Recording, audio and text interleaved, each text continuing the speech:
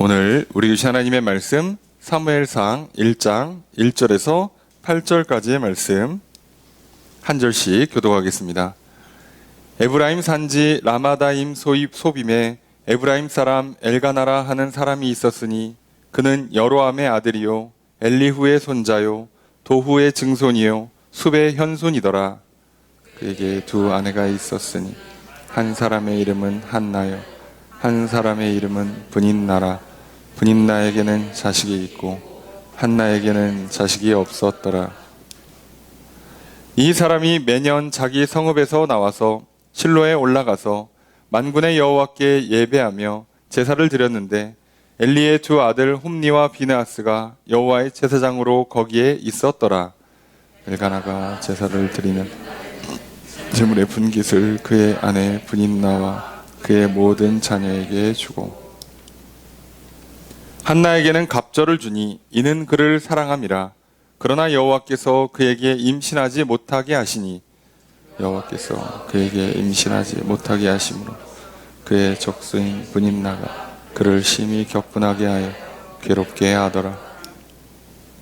매년 한나가 여호와의 집에 올라갈 때마다 남편이 그같이 하매 브닌나가 그를 격분시키므로 그가 울고 먹지 아니하니 그의 남편 엘가나가 그에게 이르되 한나여 어찌하여 울며 어찌하여 먹지 아니하며 어찌하여 그대의 마음이 슬프냐 내가 그대에게 10 아들보다 낫지 아니하냐 하니라. 아멘. 자리에 앉으시기 바랍니다. 할렐루야. 거룩한 주일 주님 전에 나와 예배드리시는 성도님들을 주님의 이름으로 환영합니다. 우리 옆에 있는 분들과 사랑의 기절 나누겠습니다. 인사합시다. 사랑합니다. 축복합니다. 이 시간 주 앞에 나와 예배드리시는 성도님들에게 주님의 크신 은혜가 함께 있기를 주의 이름으로 축복합니다. 우리가 주일 난 예배 시간에 요한계시록 말씀을 살펴보았습니다. 2021년 8월부터 시작해서 지난주까지 살펴보았는데요. 우리가 7개월 가까운 시간 동안에 요한계시록 말씀을 살펴보고 이제 구약의 어떤 말씀을 이제 살펴볼까 하다가 당연히 별 고민 없이 순서대로 진행을 하기로 했습니다. 그래서 저희가 여호수아 뒤에 있는 사무엘상을 보게 되는데요. 말씀을 준비하면서 참 이 말씀이 또한 우리에게 주시는 그 의미가 참 새롭고 참 의미 있게 와닿게 되었어요. 왜냐하면 오늘 우리들은 이 땅을 살아가는 동안에 이제 사람들이 어떤 시대라는 시대 구분을 하면서 살게 됩니다. 우리가 사는 거를 너무 복잡하거든요. 우리 인생 살아가는 게 개인의 인생도 그렇고 그리고 공동체나 국가나 전 세계적인 시대를 다 고려하다 보면 너무 복잡해서 구분이 잘 안 돼요. 그래서 우리도 개인의 인생을 나이별로 10대, 20대, 30대 구분하고 또는 어린 유아기, 청소년기, 성인기 이런 식으로 구분을 합니다. 어떤 기준이나 특징을 가지고 갈라서 이렇게 구분을 하게 되죠. 그래서 인간이 갖고 있는 공동체 또는 국가, 세계 역사를 이렇게 구분하기 위해서 특징을 추려가지고 크게 몇 등분으로 나누고 그것을 무슨 시대라고 부르는 방식을 써서 우리는 이제 시대를 구분하죠. 자, 이것을 시대 구분이라고 보통 불러요.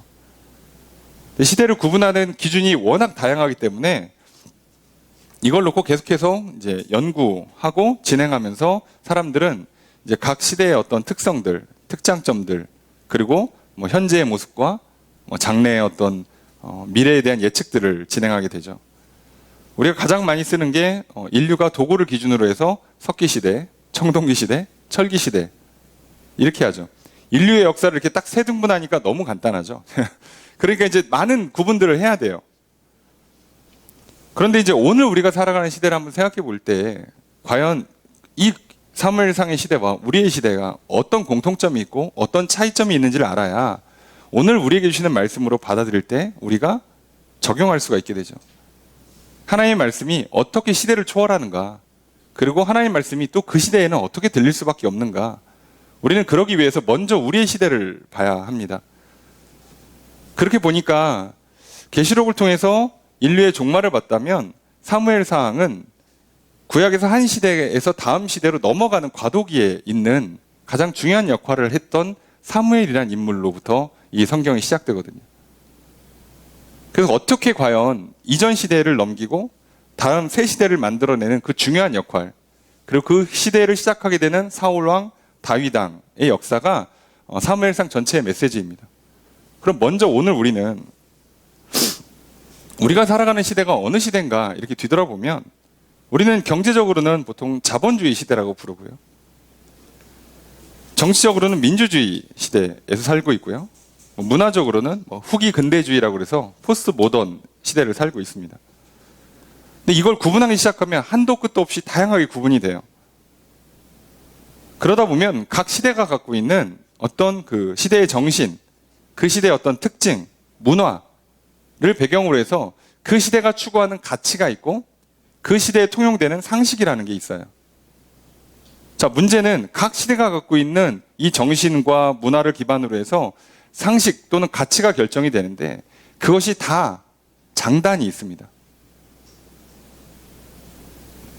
그래서 우리는 그 시대에 갖고 있는 정신이나 문화나 어떤 문명을 기준으로 해서 그 상식 또는 가치를 구분해서 우리는 그 시대에 맞춰서 성공과 실패라는 그 구분을 하게 되죠. 거기에 따라서 기뻐하기도 하고 슬퍼하기도 합니다. 그러다 보니까 각 시대마다의 성공과 실패, 기쁨과 슬픔이 계속 달라요. 바뀝니다. 우리의 시대에 성공과 실패가 있을 거예요. 그런데 우리도 시대가 바뀌면, 우리도 시간이 10년, 20년 흐르고 세대가 바뀌고 어떤 시대 구분이 바뀌면 분명히 과거엔 좋았던 게 좋지 않게 다가올 거고요. 분명히 예전에는 별 볼 일 없었고 그것 때문에 괴롭고 힘들었는데 지금은 오히려 그것 때문에 좋을 수도 있는 거죠. 자, 그러니까 각각의 시대가 주는 행복이 있고 불행이 있는 거예요. 각각의 시대마다 장점이 있고 단점이 있고요. 어떤 기쁨이 있고 어떤 한계와 또는 슬픔이 있는 거죠. 그럼 우리는 오늘 우리들의 시대를 살아가면서 우리 시대가 주고 있는 장단이 무엇인지, 이 시대의 가치, 이 시대의 정신이 무엇인지, 우린 그것을 기준으로 무엇을 성공이라고 생각하고 있고 무엇을 실패라고 생각하고 있는가 한번 돌아볼 필요가 있어요. 그러다 보니까 우리는 이 시대에 맞춰서 사는 것도 힘들어요. 오늘 우리가 살고 있는 시대 가장 우리가 쉽게 구분하면 이제 우리는 2020년에 포스트 코로나 시대를 살겠죠. 코로나 이후에, 코로나 전과는 다른 시대가 펼쳐질 거예요. 다른 상식, 다른 삶의 방식, 다른 문화, 다른 가치가 펼쳐지게 될 겁니다. 우리는 이런 일이 하나 올 때마다, 바뀔 때마다 적응하는 것도 힘들어요. 왜냐하면 그동안은 이걸 향해서 달려갔어요. 저게 성공이라고 생각하고 저게 가치가 있다고 생각해서 달려갔는데 이런 코로나와 같은 또는 무슨 IMF나 국제금융위기나 이런 식으로 경제적인 어떤 문제가 터지고 충격이 오면 바뀌어요. 우린 또 갑자기 성공의 기준이 바뀌고 가치가 바뀌어서 또 삶의 방향을 틀어야 됩니다. 이렇게 살다 보면 힘들어요. 정신이 없죠. 우리 인생에서도 이게 바뀌잖아요. 젊었을 때는, 이제 어렸을 때는 각각 원하는 게 다르죠. 친구 많은 게 최고고, 공부 잘하는 게 최고고, 성공의 기준이 다르잖아요. 키 크고, 외모가 뛰어난 게 최고였다가, 나중에는 취업 잘하는 게, 결혼 잘하는 게, 돈 잘 버는 게, 그리고 나중에는 건강한 게, 자식이 잘 되는 게, 이런 식으로 계속 바뀝니다, 이것들이. 이 모든 인간의 각각의 시대와 세대를 전부 다 성공으로 이끄는 사람은 사실상 없어요. 인간사에서는 불가능에 가깝죠. 그렇게 인생을 성공으로 살아도 죽음 이후를 성공으로 끌고 갈 수 있을지에 대한 것도 미지수예요. 그러니 인간이라는 게 인생이 얼마나 힘들겠어요. 괴롭죠, 당연히. 이런 관점에서 보면 우리는 정신이 없는 게 맞아요. 코로나에 한참 적응했더니 이제 끝났대요. 예. 밖에서 적응하면요, 또 어떤 질병이 오거나 어떤 경제적인 충격이 오거나 어떤 문화적인 충격이 올지도 몰라요. 또 바뀌겠죠. 예전에 이거다 하고 다 같이 달려갔는데 좀 시간이 지나면 아닌가 봐, 그리고 이 산이 아닌가 봐, 그리고 저 산으로 가야 돼요. 정신이 없어요. 근데 만약에 이 시대가 바뀌는 걸 적응하는 사람도 힘든데 이 시대가 바뀔 때 앞장서서 그 시대에 바뀌는 것을 주도해줘야 되는 리더들은 얼마나 힘들겠습니까? 그리고 그 일을 해내는 사람들의 역할이 갖고 있는 중요성은 말할 수가 없어요. 사실 우리가 어떤 그 정치에 민감할 수밖에 없는 게, 또는 선거 이런 거에 예민할 수밖에 없는 이유 중에 하나가 이 중요성을 알기 때문인 거죠. 지금 대한민국이 산업이 3차에서 4차로 바뀌고 1인당 국민소득인 GDP가 3만 5천을 넘겨서 이제 안착을 좀 해야 돼요. 안정적으로. 자, 이걸 따라서 우리가 진짜 전 세계 상위 10% 안에 들어가는 선진국이 될 거냐 말 거냐가 확정되냐, 아니면 들어갔다가 잠깐 발만 담그고 내려오냐를 결정하는 시점이 온 거죠. 우리나라에도. 이걸 계속 유지하기 위해서 계속 우리는 어떤 산업을 발전시켜야 되고, 인구는 어떻게 유지해야 되고, 이 나라의 미래에는 어떻게 가야 되는가. 리더십들은 이것 때문에 골머리 터질 겁니다. 단지 내 그냥 뭐 사상이 맞고 그냥 취향이 맞고 인기 투표가 아니라, 그래서 우리는 지도자를 위해서 기도할 수밖에 없는 거예요. 저들이 잘못 가면 우리의 세대가 망가져요. 이 나라의 미래, 우리 이 나라의 5년 뒤 10년 뒤가 망가질 수 있어요. 어렵죠. 그래서 우리는 늘 정신을 차리고 살아야 되고 늘 기도할 수밖에 없습니다. 자, 그런데 우리는 안 그래도 복잡한데 변화의 속도는 점점 빠르고, 게다가 코로나까지 끝나서 이제 또 새로운 변화를 맞이해야 되는 시점에 살아가고 있습니다. 이 시대를 살아가는 우리들에게 오늘 사무엘상이 주는 말씀은 바로 동일한 그 시대를 살았던 한 인물이 어떻게 새 시대를 여는가. 아니, 하나님은 이 시대가 변할 수밖에 없는 시점에 왔을 때 누구를 들어서 어떤 방식으로 일을 진행하시는가. 우린 이걸 살펴보려고 합니다. 오늘 우리에게는 굉장히 어떻게 보면 중요한 숙제이면서 우리 인생의 정답을 찾는 과정이라 할 수 있죠. 사무엘상 성경의 배경으로 치면 이제 사사시대가 마무리되게 되고요. 왕정시대를 열어야 합니다. 그 중요한 시대의 변화를 몸으로 담당해줘야 되는 사람이 바로 사무엘이었어요. 그래서 사무엘은 마지막 사사이면서 사울과 다윗이라는 왕을 세우는 제사장, 선지자 역할을 감당해야만 했죠. 혼자서 이걸 다 했어요. 일생 동안. 사실 굉장히 난이도가 높은 인생을 사는 거죠, 사무엘은. 아니, 왕 하나만 해도 힘든데, 제사장 하나만 해도 힘든데, 사사했다가 사사시대를 끝내고 자기 손으로 왕정시대를 열어야 되는데, 왕을 여는, 그것도 왕이 초반에 잘못해가지고 바꿔야 돼요. 그걸 전부 다 합니다. 그럼 이 중요한 사람을 도대체 하나님은 누구를 쓸까? 왜 그 중요한 역할을 맡는 사람이 사무엘이었을까? 도대체 어떤 이유 때문에? 사실 그러면 오늘 본문을 보면 사무엘이 시작하기 전 사무엘의 부모님부터 시작하거든요. 도대체 왜 하나님은 이 가정에 사무엘이라는 인물을 보내셨을까? 도대체 이 가정은 어떤 일이 있었길래 이렇게 하나님에게 복을 받는가? 어떻게 하나님의 이렇게 쓰임받는 가정이 되고 가문이 될 수 있었는가? 오늘 말씀을 통해 살펴보려고 그래요. 여러분, 오늘 우리는 이 시대를 살아가면서 각각의 시대의 장단이 있어요. 좋은 것도 있지만 힘든 것도 있습니다. 이 가정에도 이 사사시대의 말기죠. 마지막 사사시대니까. 말기 사사시대에 갖고 있는 시대의 어떤 특징이 있었을 거예요. 그것이 주는 장점도 분명히 있었겠지만 분명히 그것 때문에 주는 어려움과 고통이 있습니다. 시대가 주는, 그리고 이 가정의 상황에서 오는, 개인의 인생에서 오는 여러 가지 기쁨과 즐거움들이 있겠지만 인생은 주로 고통이 더 큽니다. 슬픔이 더 많습니다. 과연 이걸 어떻게 풀어야 될까? 심지어 그걸 풀어낸 한 가정을 통해서 우리는 사무엘상이 시작되는 걸 보게 돼요. 과연 오늘 또 코로나 이후에 새로운 시대가 시작되고 그 시대를 살아가는 우리들에게 또 내 인생에서 이전까지 나를 괴롭히고 힘들었던 나의 고통의 문제, 인생의 문제들을 풀고 나의 인생에서 또 새 장을 열고 새 시대를 펼쳐가야 되는 오늘의 시점에서 우리는 어떻게 살아야 될까요? 하나님 그것에 대한 답을 주고 계십니다. 오늘 우리 말씀을 통해서 우리에게 주시는 이 진리의 말씀을 듣고, 아, 하나님께서 이렇게 역사하시는구나. 하나님 내게도 그렇게 하여 주시옵소서. 나도 그렇게 은혜를 구하겠습니다. 나도 그렇게 은혜를 받아 누리겠습니다. 우리가 하면서 나아가는 이 시간이 되길 소망합니다. 하나님께서 우리 예배를 기뻐 받아 주시고 이 놀라운 은혜를 베풀어 주시는 예배의 시간 되기를 주의 이름으로 축복합니다. 말씀을 살펴보겠습니다. 1절 말씀 함께 읽습니다. 시작.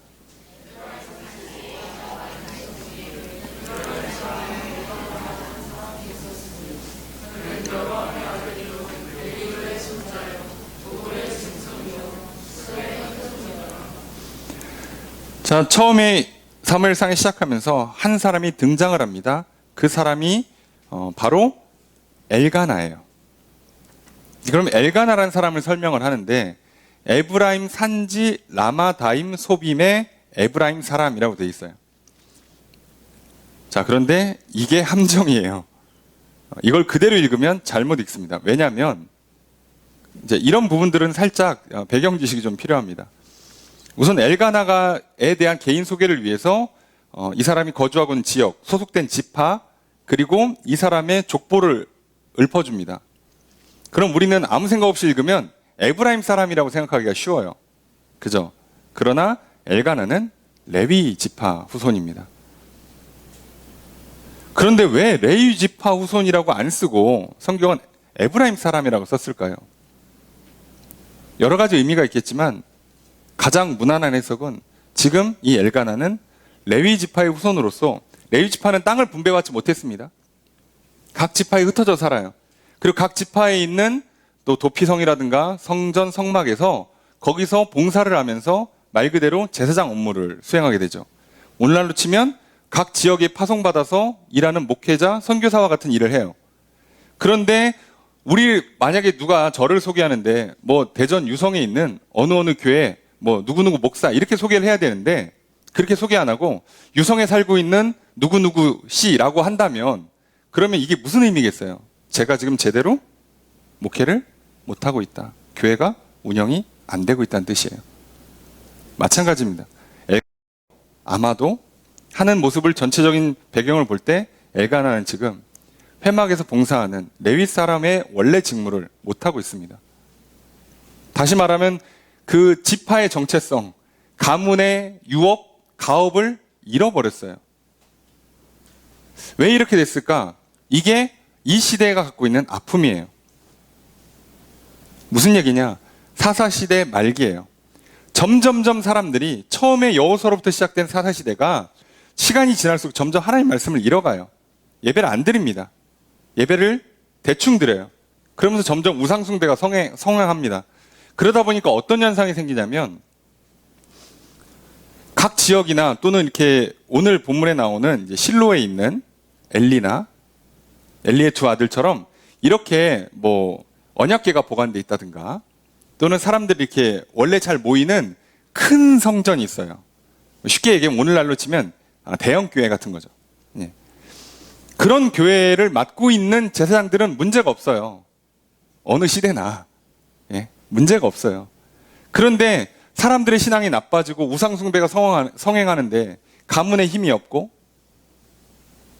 그래서 변방으로 갔고 그래서 제대로 지금 레위 지파의 직무를 못 감당하는 거예요. 엘가나는 엘가나대로 나름 고통이 있는 거예요. 레위 지파인데 그렇다고 내가 뭐 소 키우고 양 키우는 것도 그렇고 농사 짓는 것도 그렇고 근데 힘이 없어가지고 좋은 자리를 못 받고 변방으로 밀려나 있어요. 여긴 사람들이 와서 예배도 안 드려. 신앙 상태도 안 좋아. 그럼 굶어 죽습니까? 일을 하겠죠. 그럼 엘가나는 무슨 생각이 들겠어요? 그 일이 잘 돼도 마음이 편치 못하고요. 안 되면 2중 3중으로 괴롭습니다. 어떻게 살아요? 엘가나는 사람인데. 이게 현실인 거예요. 이 시대의 아픔. 교회가 이 시대의 사람들이 전반적으로 신앙 상태가 좋았다면 에브라임 산지에 있어도 엘가나가 레위 사람으로서 거기에 성막이 잘 운영돼서 거기에 봉사하는 그러니까 목회자거나 또는 교회에서 봉사하는 업무를 담당하는 사람으로서 일을 감당했을 거란 말이죠. 그게 안 되는 거예요, 지금 엘가나는. 자, 그래서 에브라임 사람이라고 표현했지만 실제로 족보상으로는요. 이 뒤에 있는 사람들 내용을 잘 보시면 실제로는요. 레위의 후손이 맞아요. 레위의 아들이 있어요. 그 중에 그핫이라는 아들이 있습니다. 네, 그핫의 후손이에요. 그러니까 여기는 원래 제사장 직무를 맡는 게 맞아요. 네. 근데 지금 못하고 있죠. 자, 에브라임 산지에 살고 있습니다. 라마다임 소빔이라고 이름이 이렇게 밝히는데 어색한 지명이죠. 예, 대부분은 듣고도 기억 못 하실 겁니다. 왜요? 성경에 반복이 안 될 거니까, 이 지명은. 이게 이제 그 지역명이라고 하기에는 좀 개인의 좀 특성이 있어요. 왜냐하면 그 라마다임하고 소빔이 합쳐진 단어예요. 그러면 이 라마다임이라고 하는 지명을 우리가 뭐로 익숙하냐면 그냥 줄여서 라마 지역이라고, 뒤에는 다 라마라고만 그 지명을 부릅니다. 거기에요. 소빔은 보통 솥 땅이라고 부르는, 그래서 사무엘이 주로 활동하는 지역이 솥 땅이에요. 예. 그래서 성경은 솥이라고 안 하고 숲이라고 이제 보통 한글로는 번역을 하죠. 숲 땅. 그리고 여기가 신약 시대로 오면 뭐라고 이 지역을 부르냐면 아리마대라고 불러요. 이건 좀 어디서 들어보셨죠? 예. 그 지역이에요. 그러니까 라마다임이 아리마대 또는 라마라고 부르는 지역이고요. 그 지역에 또 들어가서 숲 땅, 소빔에 살고 있는 엘가나예요. 예. 우리 치면은 지역명이 굉장히 길어요. 뭐 무슨 도, 무슨 시, 무슨 면, 무슨 리, 예, 무슨 몇 번지 이렇게 들어가는 거예요. 그만큼 변방에 있다는 뜻입니다. 자, 이렇게 삽니다. 예, 힘이 없어서 제대로 자기 일도 못 하고 있고, 그런 아픔과 시대의 고통, 개인의 어려움이 있지만 또 참 특이하게도 엘가나가 신앙 상태가 굉장히 좋습니다. 이게 특징이에요. 여러분, 그러니까 우리 각 시대가 갖고 있는 아픔과 어려움들이 있죠. 그거랑은, 우리가 하나님을 믿는 거랑은 사실상 상관관계가 없습니다. 핑계할 필요도 없고요. 자, 근데 이 가정엔 또 가정 내부적으로도 문제가 있고 아픔이 있어요. 2절 말씀 읽겠습니다. 시작.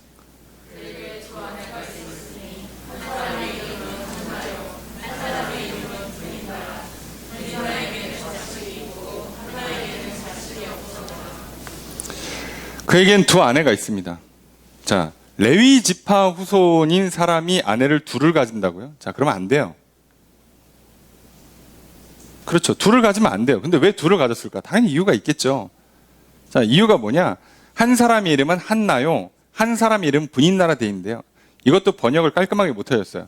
한 사람의 이름은 한나요, 두 번째 사람의 이름은 분인나라, 이렇게 번역해야 돼요. 그러니까 분인나가 두 번째 부인이에요.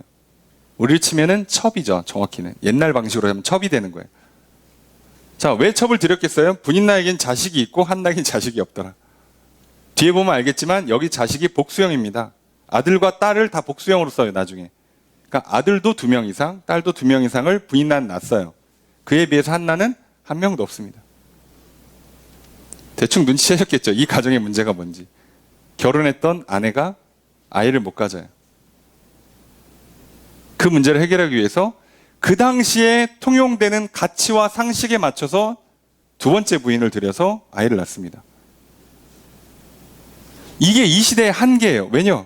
하나님께서는요, 일부 일처제를 처음부터 만드셨고 첩을 드리는 걸 금지하세요. 그리고 이 장면을 보면 대충 우리는 이미 알고 있잖아요. 믿음의 조상 아브라함도 이것 때문에 가정에 고통받고 난리가 난 걸 모두가 다 알고 있는데 이걸 또 한다고? 근데 그 시대에는 다들 하니까 괜찮아요. 조심하셔야 돼요. 이 시대에 다 그러고 사니까 레위 지파 사람임에도 불구하고, 심지어 이 율법을 가르쳐줘야 되는 입장에 있는 사람임에도 불구하고 자기도 그렇게 살아요. 여러분, 오늘 우리가 신앙을 지킨다는 게 왜 어렵냐면 시대의 가치, 시대의 상식이라는 거예요. 굉장히 강력한 힘을 갖고 있어요. 무슨 말이냐면 남들 다 하니까. 그러니까 나도 하는 거예요. 교회도 하는 거고요. 목사도 하는 거예요. 그러니 뭐 장로님, 집사님, 권사님, 집사님 말할 것도 없는 거예요. 다 하는 겁니다. 다 그러니까. 다 그러고 사니까. 근데 그러면 안 됐죠. 그러지 말았어야죠. 이게 우리가 갖고 있는 그 시대의 문제고 한계고, 그래서 그것 때문에 이 가정은요 굉장한 어려움에 휘말리겠죠. 읽어서 대충 아시겠지만, 예. 당연히 부인이 2명이면 필연적으로 생길 수밖에 없는 문제. 아니, 지금 내가 왕이어서 전략적으로 부인을 열어두는 것도 아니야, 심지어. 첫 번째 부인에게 자녀가 없어서 두 번째 부인을 들였고 두 번째 부인 자녀를 많이 낳았어요. 이 가정이 평화롭겠습니까? 예, 평화로운 게 기적이지. 여러분 입장 바꿔놓고 내가 첫 번째 부인이거나 내가 두 번째 부인이라고 한번 생각해 보세요. 여러분 같으면 사이좋게 지내겠습니까? 예, 내가 첫 번째 부인인데 두 번째 부인이 와서 애를 낳았어. 여기랑 어떻게 사이좋게 지내? 근데 내가 결혼해서 왔는데 두 번째 부인이야. 근데 난 애를 낳았어. 첫 번째 부인이 애가 없어. 그럼 내가 첫 번째 부인을 굳이 왜 신경 씁니까? 지켜야지. 그리고 내가 내 자리를 차지해야지.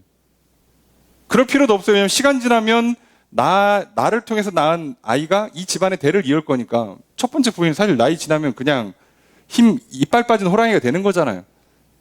뭘 내가 대우를 해줘. 형님, 뭐라 그래. 마님, 부인 이렇게 대우해 줄 필요가 있을까요? 없죠. 당연히 무시합니다. 왜요? 그 시대는 그게 가치니까. 여러분 오늘 똑같잖아요. 오늘의 가치가 뭐예요? 돈이죠. 내가 돈 많이 벌었어. 근데 어렸을 때 나보다 공부 잘하는 친구가 있었어. 내가 왜 걔를 존중해줘? 동창회 가서 반장아 최고다 이럽니까? 내가 밥 살 건데 돈 많이 벌어서 오늘 동창회 식사비 내가 딱 쏠 건데 애들 선물 하나씩 딱 나눠줄 건데 그때 나보다 공부 잘하고 나보다 키 크고 잘생기고 예쁘고 저기 그랬던 선생님한테 이쁨 받았던 반장을 내가 왜 대우를 해줘요? 입장이 바뀌었는데 지금. 그럼 그 동창회 분위기가 좋겠습니까? 가면? 당연히 그죠? 다들 예민하고 그 안에 뭔가 시기 질투와 경쟁과 분열이 날 수밖에 없잖아요. 그럼 이게 지금 동창회만 그래요?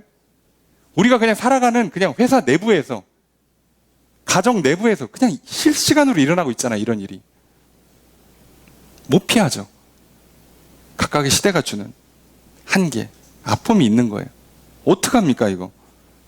이렇게 됐어요.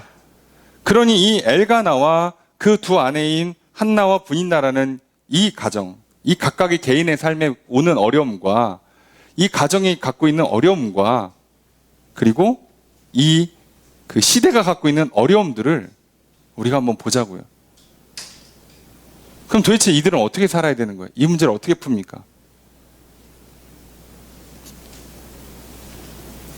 자, 그런데 이들이 이 문제를 풀 수가 있을까? 못 풉니다.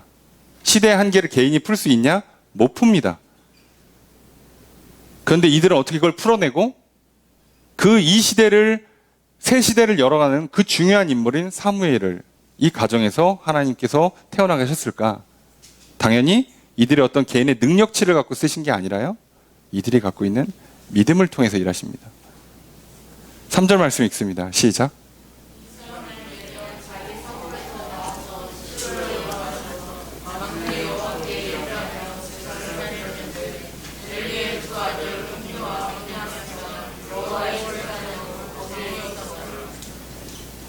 이 사람이 매년 자기 성읍에서 나와서 실로에 올라가서 만군의 여호와께 예배를 합니다. 자, 여기서 매년이라는 건 진짜 말 그대로 매년인데요. 여기서 말하는 매년은 1년에 한 번을 의미하는 게 아니라 정확히는 1년에 3번을 얘기하죠. 구약의 3대 절기를 지켰다는 얘기예요.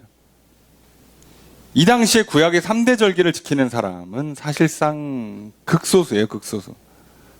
누가 이 3대 절기를 지키기 위해서 중앙성소가 있는 언약궤가 보관되어 있는 실로까지 갑니까? 그냥 가도 자기 동네에 있는 성막에서 하고요. 그마저도 안 해요. 3번이 있잖아요. 그죠? 3번이 있으니까 유월절, 맥추절, 수장절 이 3가지 절기가 있으니까 이 3가지 절기 중에 한 번만 가든가 아니면 그것도 안 가요. 이런 신앙 상태를 보여주고 있는 상황에 엘가나는요. 매년 이걸 다 합니다. 게다가 그럼 다른 사람들은 안 가거나 셋 중에 하나만 가거나 아니면 그냥 자기 동네 가까운 데를 가면 돼요. 에브라임 산지 가까운 데가 있겠죠. 근데 굳이 안 가고 저 멀리 있는 실로까지 왜 왔냐? 하나님의 언약궤가 모셔진 곳에 가서 거기서 예배를 드리고 싶은 거예요. 하나님 만나고 싶은.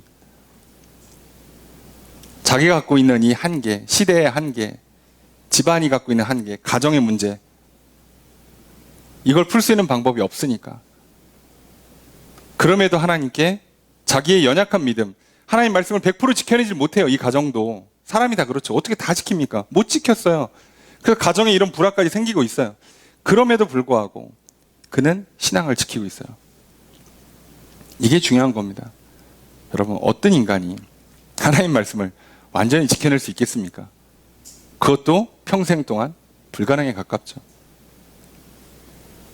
그러면 이 엘가나와 이 가정이 사무엘을 잉태하고 복된 가정이 됐던 건 정말 철저하게 믿음을, 신앙을 지켜서, 율법을 지켜서가 아니라 하나님을 예배하며 하나님께 은혜를 구했기 때문이에요.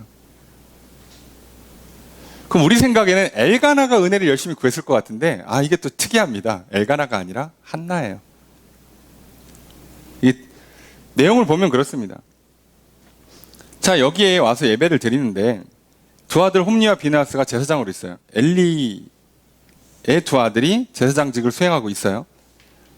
자, 엘가나가 제사를 드릴 때 제물의 분깃을 나눠주는데 그 안에 분인 나와 그의 모든 자녀에게 주고, 여기 모든 자녀가 아들들, 딸들이에요. 그러니까 최소한 아들도 2명 이상, 딸도 2명 이상이라고 생각하시면 돼요.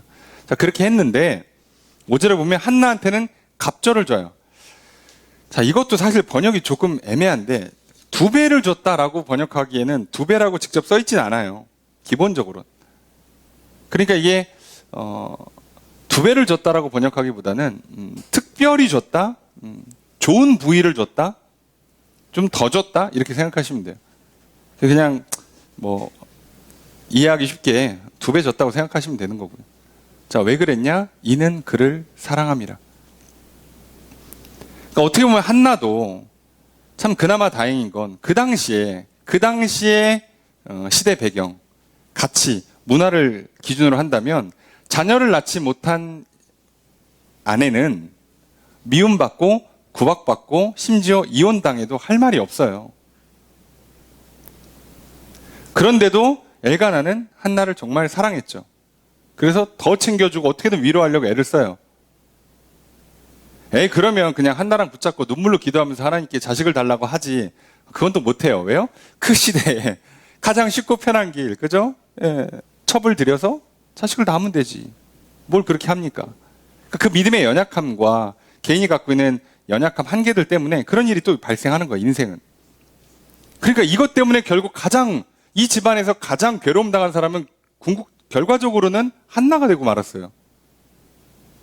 하다 보니 이렇게 된 거예요. 우리도 마찬가지예요. 이 시대를 살아가다 보면요, 뜻하지 않게 가장 큰 피해자가 내가 될 수가 있어요. 우리 식으로 표현하면 시대를 잘못 만났어. 타이밍이 안 좋아, 인생에. 내가 입학할 때, 내가 졸업할 때, 내가 취업할 때, 내가 결혼할 때, 내가 집 살려고 하니까 그 타이밍이 뭐가 터지는 거예요. 나는 잘못이 딱히 없어. 그렇다고 되게 잘한 것도 아니지만 그렇게 잘못한 게 없는데 결과적으로는 그 시대의 어떤 그 모든 문제들이 터지는 지점이 하필이면 나야. 내 때야. 나에게 당면한 과제로 오는 거예요. 이거 괴롭죠.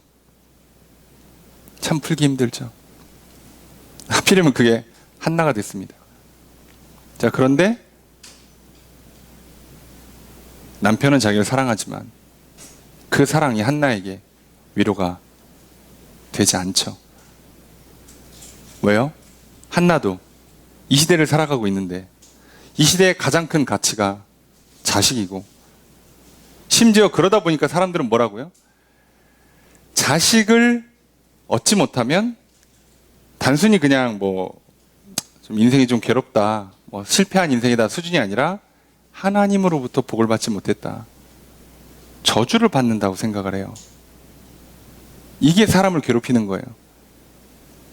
매년 예배를 다 드리는데, 절기를 다 지키는데도 본인은 정작 여기서 자유롭지가 못해요. 괴로운 거예요.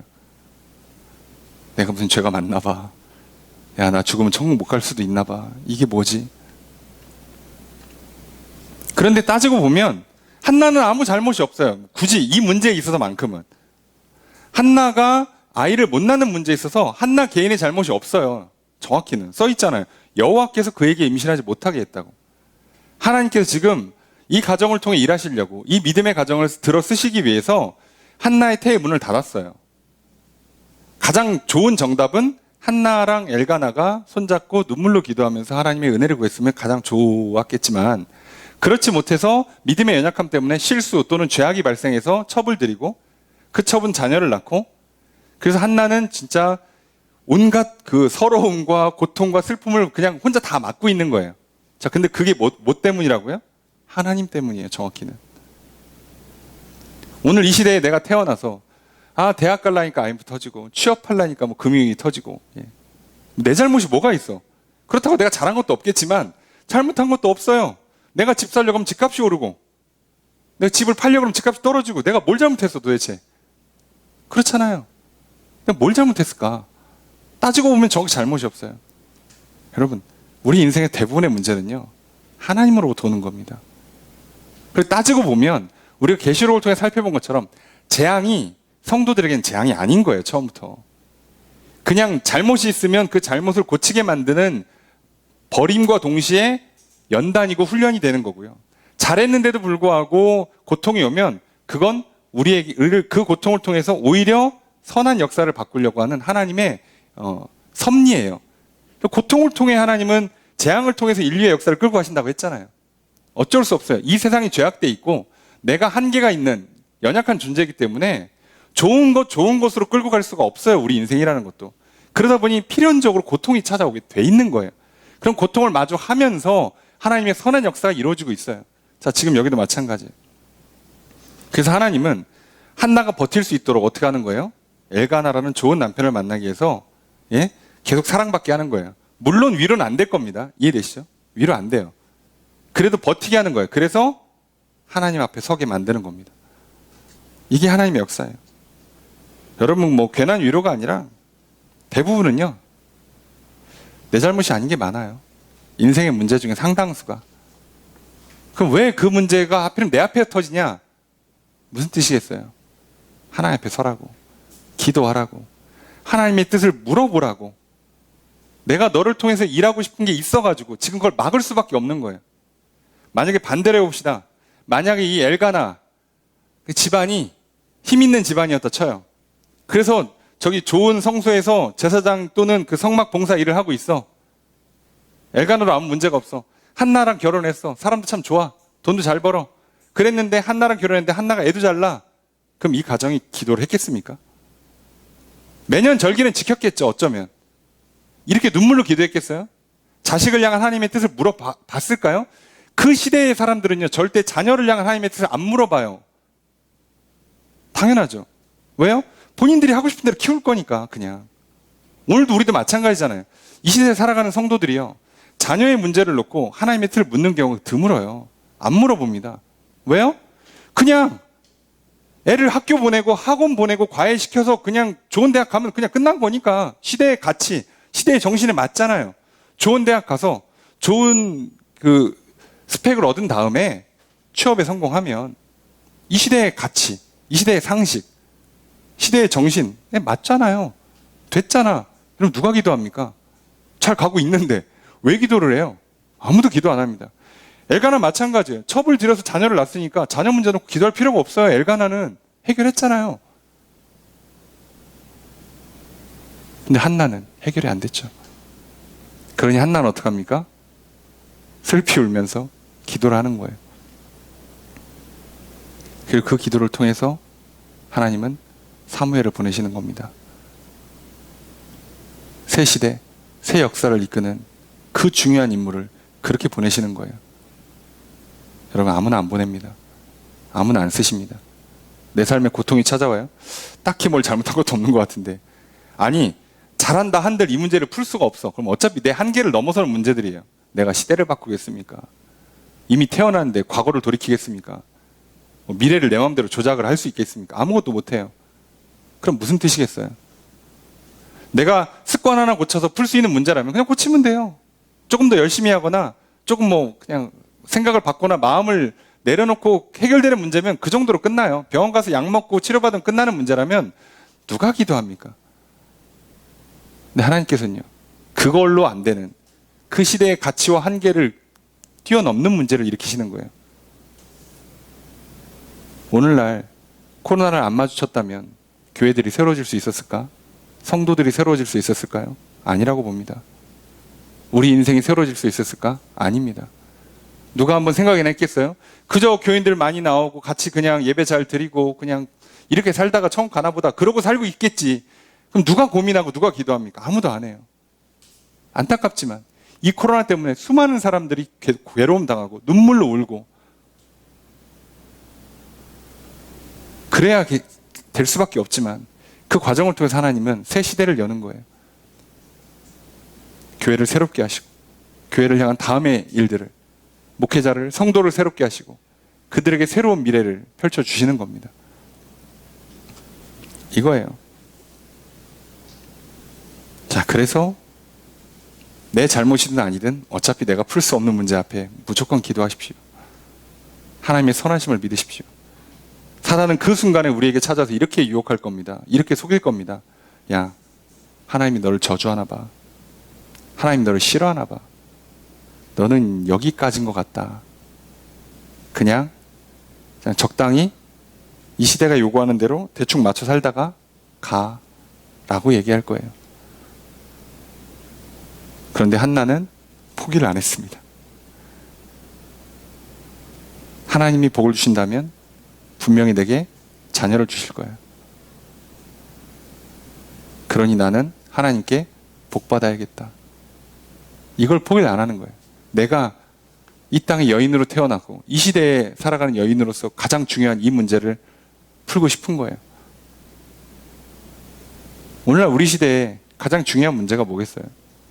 뭐 시대의 가치로 따지면 이 당시엔 자녀였다면 우리 시대에는 사실 돈이죠. 최소한 내 생계는 내 가정 꾸릴 정도의 돈을 버는 것이 우리 입장에서는 그걸 못하면 성도들도 죄가 있나? 하나님 날 미워하시나? 라고 생각하기 쉬워요. 시대의 가장 중요한 가치니까. 근데 하나님 그걸 통해서 어떻게 하신다고요? 바꾸시는 거예요. 그리고 하나님으로부터 오는 물질의 복 받아 누리게 하시는 거죠. 자, 줍니다. 그러면 이러면 이제 또 이 가정은 문제가 더 커져요. 왜요? 두 번째 부인 입장에서 자꾸 남편이 첫 번째 부인한테 자꾸 잘해줘. 아, 나는 아들과 딸을 낳는데 저기는 자식이 없는데 시간 지나면 여기 이렇게 속된 말로 나가리인데 이거 뒤로 쳐져 빼야 되는데 왜 그렇게 자꾸 그렇게 신경 쓰지? 나를 첫 번째 부인으로 올려주고 나를 좀 많이 사랑해주고 그래야 되는데 자꾸 첫 번째 부인을 계속 사랑해. 얼마나 싫겠어요. 그러니까 어떡합니까? 약 올리겠지. 괴롭히겠죠. 그래서 어떻게 합니까? 6절에 보니까 그의 적수라고 표현되어 있는데요. 이게 이제 대적자란 뜻이에요. 반대편에 서가지고 열받게 만드는 거예요. 그러니까 그렇게 그 화목제를 드리니까 가족끼리 나눠 먹잖아요. 그럼 좋은 부위를 챙겨주든가 두 배를 챙겨줘도 쳐요. 그러면 한나 입장에서는 그나마 그걸로 마음에 조금이나 위안을 받으면 그나마 다행인데 꼭 분인나가 애들 우르르 데리고 와서 그 보란듯이 그 앞에서 아들 먹어. 자, 이러면 이제 분노가 확 올라가겠죠. 얼마나 열받겠어요. 그죠? 진짜 얼마나 화가 날까. 난 지금 저걸 못 이뤄서 막 한인데 남편이 지금 고기를 두 배로 주는 게 중요한 게 아니에요. 난 저걸 하고 싶은데 저걸 못 이뤘잖아. 근데 남편 입장에서는 사랑하는 부인이 있고 자식이 있고 그러니까 다 이뤘어. 그러니까 이 사람은 백날 나한테 좋게 해줘봐야 난 위로가 안 돼요. 넌 다 이뤘지 임마. 나는 하나도 없는데. 그러다 너 나중에 마음 바뀌면 난 뭐가 돼. 그렇잖아요. 지금 당장은 사랑받으니까 괜찮겠지만 얼마나 불안하겠어요. 이게 현실이잖아요. 그게 오늘날 우리에게 돈의 문제든 건강의 문제든 똑같다고요. 자, 그러니까 이제 어떡합니까? 예. 자, 7절 함께 읽습니다. 시작.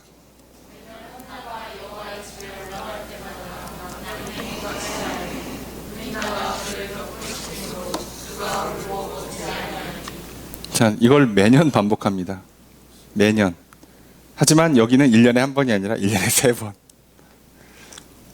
최소 1년에 3번을 이걸 반복해야 돼요. 야, 사람이 살 짓이 아니죠. 우리도 마찬가지죠.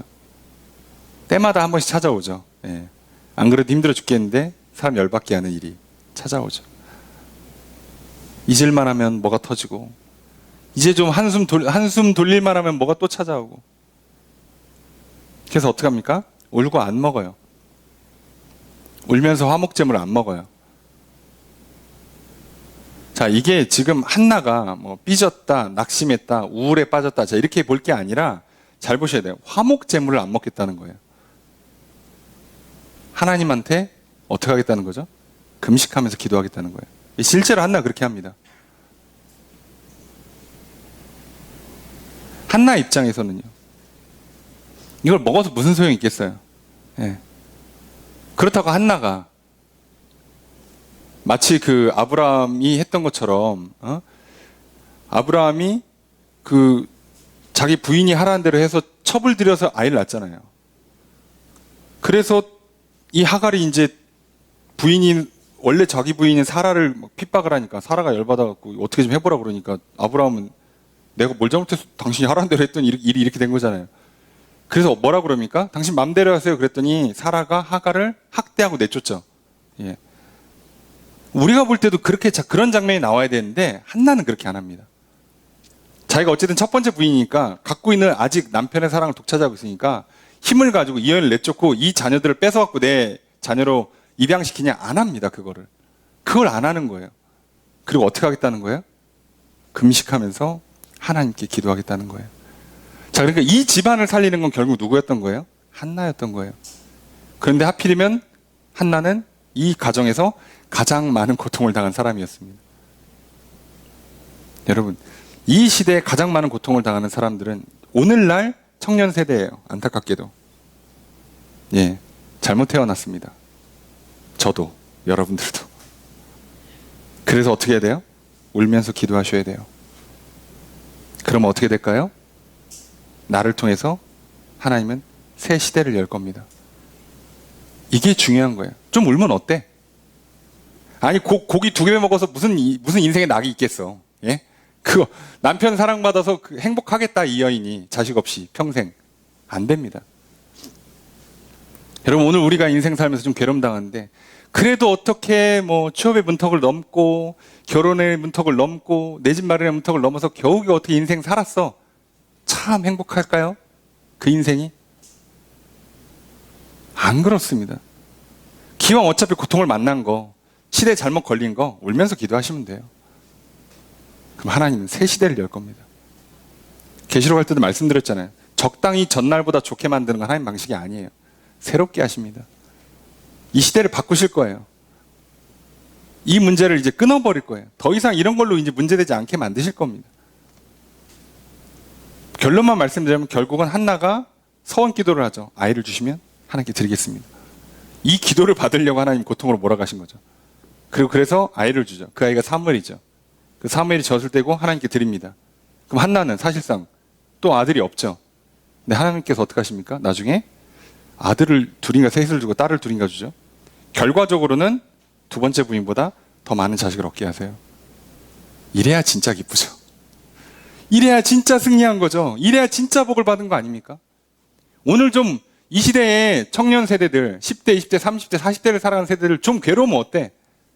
20년, 30년 뒤에 진짜 웃으면 되잖아요. 그 청년 때 그래도 나는 커트라인 들어왔어. 아이고 다행이다. 그래도 나는 살았어. 야, 그래도 나는 그래도 어떻게 그럭저럭 모양을 갖추고 구색을 갖춰서 그냥 인생을 산다. 30년 뒤에 진짜 행복할까요? 진짜 만족할 수 있을까요? 안 그렇습니다. 착각하지 마세요. 말씀드렸잖아요. 고통을 피한다? 이게 인생 망가지는 길이에요. 하나님께서 재앙을 반복하게서 줄 건데 재앙을 피하면서 인생을 살아보겠다고요? 아니요. 재앙을 그냥 마주하는 거예요. 아픔 당하고 고통 당하고 눈물로 기도하고, 그래서 잘못해서 죽음을 맞이하면 그냥 천국으로 가는 거고요. 살면 하나님께서 교회와 성도를 지켜 보호해 주시는 거예요. 그럼 됐잖아요. 그게 진짜인 거죠. 오늘 우리가 똑같습니다. 엘가나가 백날 얘기해봐도 소용없어요. 왜 자꾸 우냐고, 왜 안 먹냐, 왜 이렇게 슬퍼하냐. 야, 내가 10 아들보다 낫지 않냐? 안 나아요. 낳긴 뭐가 나. 예. 몰라요. 여러분, 공부 잘하고 싶어갖고 막 애를 쓰는 자녀가 있는데 부모님이 좋은 분이야. 야, 공부 다 필요 없어. 건강하게만 자라라. 위로가 안 돼요. 죄송하지만. 그 얘기 해봐야. 나는 지금 막 그런 소망이 있고 꿈이 있어. 이 시대 정신이 그래. 이 시대에는 뭐 그 학교 분위기가 그런지 그 시대 분위기가 그런지 하여는 공부 잘하는 게 최고야. 걔는 평생 괴롭당합니다. 오늘날 이 시대 돈 잘 버는 게 최고죠. 네. 돈 못 버는데 뭐 친구들이 뭐 너 건강하니까 괜찮잖아. 야, 내가 이렇게 어려운 때 도와줄게. 걱정하지 마. 안 괜찮아요. 그 시대의 가치는 이길 수가 없어요. 그래서 많은 사람들이 이것 때문에 어떤 실수를 한다고요? 큰 성 바벨론을 향해서 들어가려고 애를 쓴다고 그랬잖아요. 근데 거기서 누가 살아남아요? 거기 들어가면 들어가다가 죽고 들어가서도 죽어요. 그런데 하나님 어떻게 한다고요? 그들을 따로 빼내서 하나님의 자녀 삼아 살려주시는 거예요. 하나님의 방식으로 하는 겁니다. 하나님의 방식으로. 그게 뭐라고요? 울며 기도하는 것. 우리가 기도할 수 있는 근거가 뭐예요? 이 모든 게 하나님께서 사랑하셨기 때문이에요. 이걸 속지 마세요. 사단은 자꾸 우리한테 얘기할 거예요. 너가 그렇게 태어나고 너가 그 모양 그 꼴이고 너가 그런 집안에 그런 시대에 살고 있는 건 하나님 너를 싫어하셔서 네가 죄가 많아서 너가 저주받는 거야 라고 할 때 속지 마세요. 하나님은 지금 남편을 통해서도 사랑을 베풀어주고 계시고요. 직접적으로 사랑하고 계세요. 이들의 결론이 어떻게 납니까? 이 가정에 사무엘이 나와요. 한나는 아들을 낳았으니까 문제가 해결됐죠. 여기서 끝날 것 같습니까? 아니라니까요. 사무엘이 나중에 어떻게 되죠? 대제사장이 됩니다. 마지막 사사가 새 시대를 이끄는 왕을 세우는 제사장 선지자가 돼요. 그런데 이거를 엘가나 입장에서 해석하면요. 엘가나 집안에 잃어버렸던 제사장직을 회복하는 거예요. 엘가나는 못해요, 죽어도. 그런데 한나가 눈물로 기도했더니 그 아들 때문에 이 집안이 가업을 회복해요. 이게 얼마나 무서운 일인지 아십니까? 우리가 죽어도 안 되던 게 눈물로 기도하면 돼요. 이게 하나님 방식이에요. 여러분, 이 시대를 살아가는 목회자가 갖고 있는 슬픔이 있고요. 성도들이 각각 겪고 있는 삶의 슬픔이 있으시죠. 애쓰고 힘써도 안 되실 겁니다. 이렇게 저렇게 타협점을 찾아서 살면 그럭저럭 한숨은 돌릴 건데 평생 괴로우실 거예요. 근데 이 문제를 푸는 방법이 하나 있어요. 울며 기도하시는 겁니다. 그리고 믿으십시오. 이는 그를 사랑함이라. 하나님이 나를 사랑하신다. 이 믿음을 잃지 마시고 기도하십시오. 그럼 하나님은 이 가정을 통해서 이제 새 시대를 여시는 것처럼 오늘 이 시대에 다음 시대를 여는 사람으로 나를 쓰실 거고요. 나의 가정을 쓰실 거고요. 나의 자녀를 쓰실 겁니다. 비록 지금 나의 처지가 한나 같은 처지라 할지라도 여러분 낙심하지 마십시오. 비록 남들 웃을 때 웃지 못한다 할지라도 하루하루가 정말 한숨과 눈물이 가득한 삶을 살 수밖에 없다 할지라도 절대로 낙심하지 마십시오. 차라리 그때 그냥 울며 기도하시면 됩니다. 하나님 나를 사랑하신다는 걸 끝까지 믿고 기도하신다면 하나님 오늘 우리에게 한나에게 사무엘 주신 것처럼 이 가정의 제사장직을 회복시켜 주신 것처럼 오늘 내 인생에 그리고 앞으로 펼쳐진 나의 앞날에 그리고 나의 가정과 이 시대에 놀라운 일들로 나를 쓰실 겁니다. 오늘 그것을 잊지 마시고 오늘 하나님 나를 사랑하신다는 거 끝까지 믿으시고 또 끝까지 기도하시는 성도님들 되셔서 새 시대를 여는 귀한 인물로 쓰임받는 그래서 진정 행복하고 진정 기뻐하고 만족하는 인생 살아가시다가 영원한 하늘나라를 향해 나아가시는 저 여러분 되시기를 주의 이름으로 축복합니다.